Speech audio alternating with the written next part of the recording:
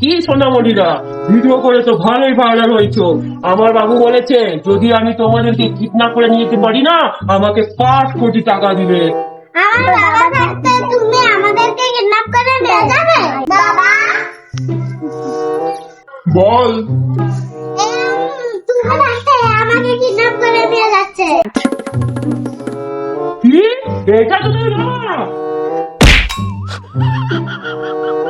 রে, ভয় পেয়ে গেলিস নাকি? তোর বাবাকে তো এক মনে কাজ করে দিলাম। তুমি কি ভাবছো আমরা কি ভয় পেয়ে গেছি? পিকচারটা এখনো বাকি আছে।